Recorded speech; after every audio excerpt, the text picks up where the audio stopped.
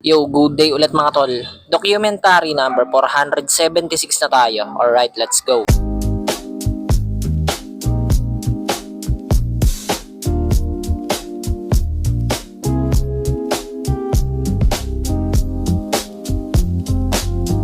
Ayun, nag-assemble pala si ate ng patungan. Nag-assemble na isang patungan. Yan mga tol, kain na tayo. Saktong-sakto yung ulam namin sa panahon. Yan, gumawa pala si ate ng mga tol, bulaklak.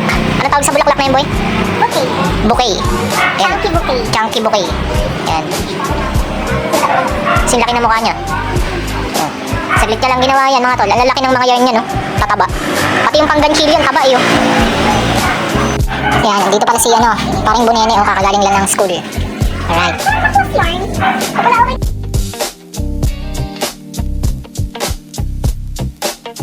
Yo, ayan, sasama ko lang pala si paring Bunene mag-withdraw.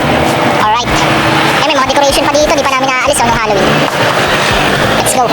Ayun, nandito namin ni Bune. Alright. Yo, ayan, dito pala kami sa McDo ni Bune. Sabi kasi ni Kuya Beric, bili daw kami ng anong gusto namin eh. Wala na kami makita eh. Nakaraan Jollibee. Kaya McDo naman. Thank you Kuya Beric ah. Thank you very much. So yun mga tol, safe na. Kabili na kami, ang dami-dami rin ah. Madami-dami din. Ayun mga tol, nandito na kami sa store. Madami-dami yung mga binili namin no. Alright. Alright. Nandito yung mga tropa pits natin oh. Ayan. Yun.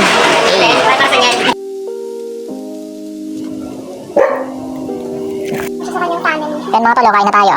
Thank you very much Kuya Berry. Ano, dami. Yan, iatid ko na si tropang Bunene sa bahay. Alright, para mapagpahinga na din daw siya.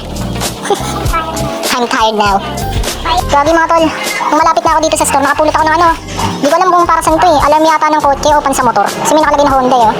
Dun ko napulot banda sa may malapit sa Hams. Kagi. Ipapost ko na lang sa group ng village. May nakakuha ng mga tol Yan. Okay, sa kanila pala makakilala natin mga customer din.